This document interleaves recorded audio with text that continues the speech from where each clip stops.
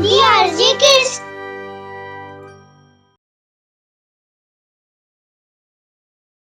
ਕਹਾਣੀ ਭੂਤ ਦਾ ਤਾਂਡਵ।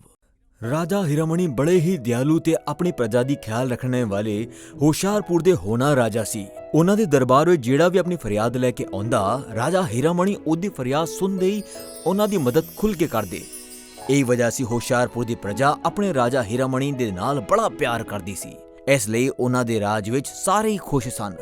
ਰਾਜਾ ਹੀਰਾਮਣੀ ਦੀ ਰਹਿਮਦਿਲ ਦੇ ਕਿੱਸੇ ਦੂਰ ਦੂਰ ਦੇ ਗੁਆਂਢੀ ਰਾਜਾ ਵਿੱਚ ਮਸ਼ਹੂਰ ਸਨ।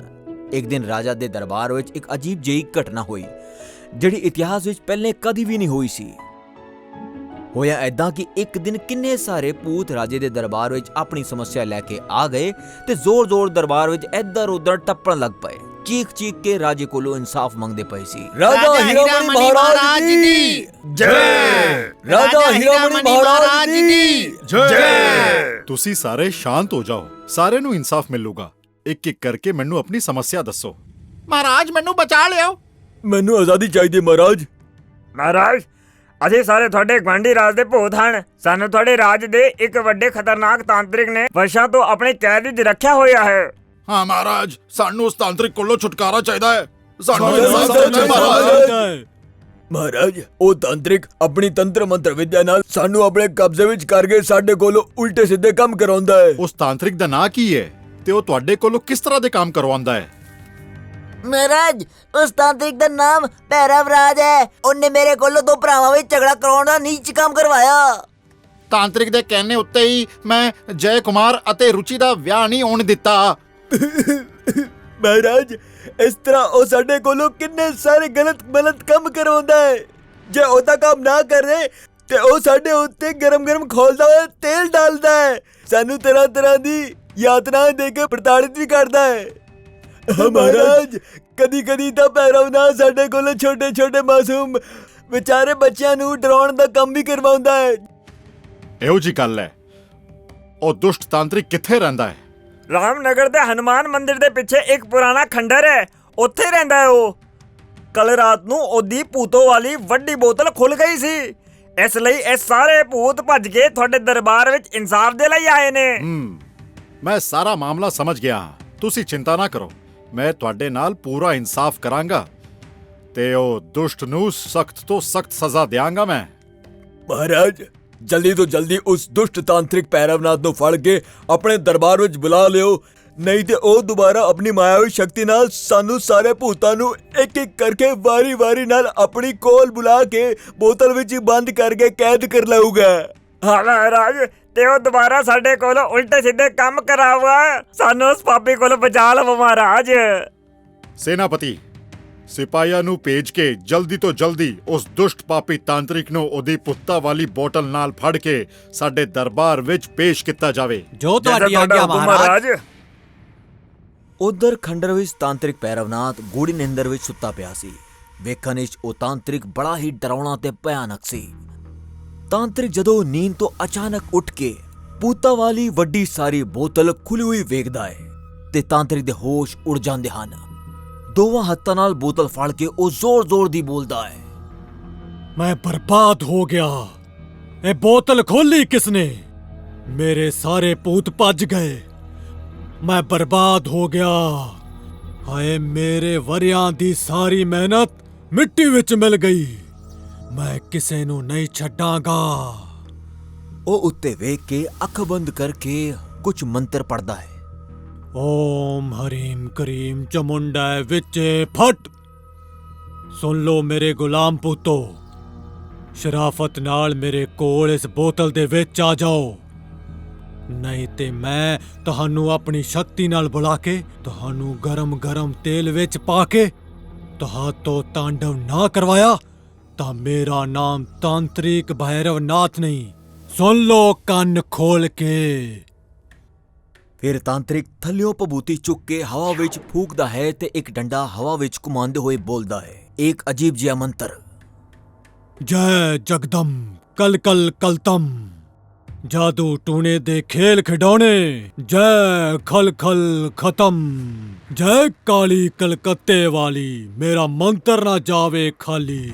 ਸੁਣ ਲੈ ਕਾਲੀ ਕਾਲੇ ਕੱਪੜੇ ਵਾਲੀ, ਲੈ ਕੇ ਆ ਵਾਪਿਸ ਮੇਰੇ ਭੂਤਾਂ ਨੂੰ। ਲਾਲ ਜ਼ੁਬਾਨ ਵਾਲੀ, ਤੇਰਾ ਵਚਨ ਨਾ ਜਾਵੇ ਖਾਲੀ। ਓਮ ਹਰੀਮ ਕਲੀਮ ਚਾਮੁੰਡਾ ਵਿੱਚੇ ਫਟ।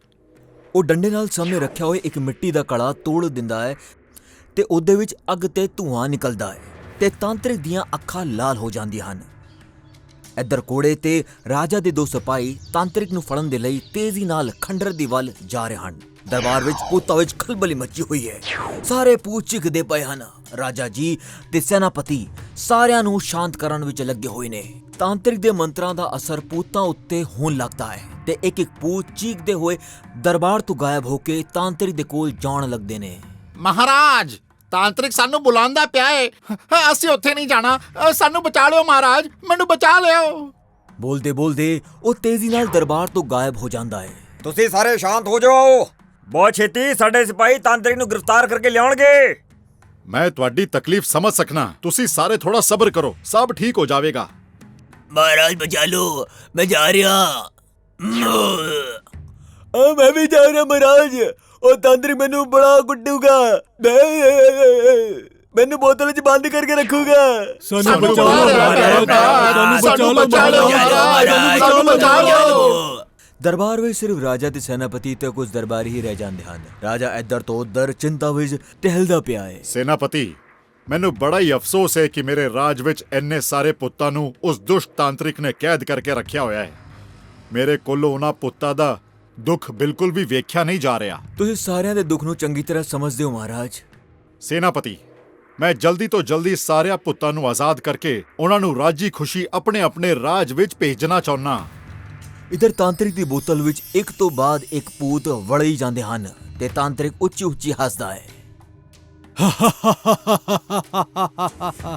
ਭੈਰਵਨਾਥ ਕੋਲੋਂ ਬਚ ਕੇ ਕੋਈ ਵੀ ਭੂਤ ਕਿਤੇ ਨਹੀਂ ਜਾ ਸਕਦਾ।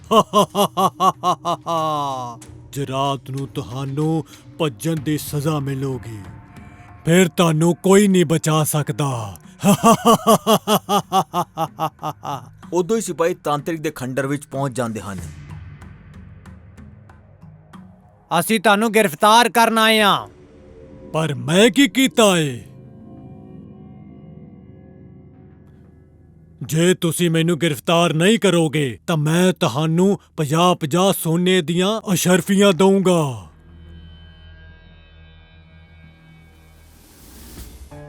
ਸਿਪਾਹੀ ਤਾਂਤਰਿਕ ਦੇ ਹੱਥ ਬਣ ਕੇ ਆਪਣੇ ਨਾਲ ਕੋਲੇ ਉੱਤੇ ਬਿਠਾ ਕੇ ਉਸ ਦੀ ਭੂਤਾਂ ਵਾਲੀ ਬੋਤਲ ਦੇ ਨਾਲ ਗ੍ਰਿਫਤਾਰ ਕਰਕੇ ਰਾਜੇ ਦੇ ਸਾਹਮਣੇ ਪੇਸ਼ ਕਰਦੇ ਹਨ। ਦਰਬਾਰ ਵਿੱਚ ਸਿਪਾਹੀ ਤਾਂਤਰਿਕ ਨੂੰ ਭੂਤਾਂ ਵਾਲੀ ਬੋਤਲ ਦੇ ਨਾਲ ਰੱਸੀ ਨਾਲ ਬੰਨ੍ਹ ਕੇ ਰਾਜੇ ਦੇ ਸਾਹਮਣੇ ਲਿਆਉਂਦੇ ਹਨ। ਮਹਾਰਾਜ, ਇਹਨੇ ਸਾਨੂੰ ਰਿਸ਼ਵਤ ਦੇਣ ਦੀ ਵੀ ਕੋਸ਼ਿਸ਼ ਕੀਤੀ। ਸਿਪਾਹੀਓ, ਤੁਸੀਂ ਬੜਾ ਹੀ ਚੰਗਾ ਕੰਮ ਕੀਤਾ ਹੈ। ਇਹਦਾ ਤੁਹਾਨੂੰ ਵਾਜਿਬ ਇਨਾਮ ਦਿੱਤਾ ਜਾਵੇਗਾ। ਸਭ ਤੋਂ ਪਹਿਲਾਂ ਇਸ ਬੋਤਲ ਦਾ ਢੱਕਣ ਖੋਲ ਕੇ ਸਾਰੇ ਪੁੱਤਾਂ ਨੂੰ ਆਜ਼ਾਦ ਕੀਤਾ ਜਾਵੇ। ਸਿਪਾਹੀ ਬੋਤਲ ਦਾ ਢੱਕਣ ਖੋਲਦੇ ਹਨ ਤਾਂ ਇੱਕ ਤੋਂ ਬਾਅਦ ਇੱਕ ਸਾਰੇ ਭੂਤ ਬਾਹਰ ਆ ਜਾਂਦੇ ਹਨ ਤੇ ਰਾਜਾ ਦੀ ਜੈ ਜੈਕਾਰ ਕਰਦੇ ਹੋਏ ਬੋਲਦੇ ਹਨ, ਮਹਾਰਾਜ ਦੀ ਜੈ, ਮਹਾਰਾਜ ਦੀ ਜੈ, ਮਹਾਰਾਜ ਦੀ ਜੈ।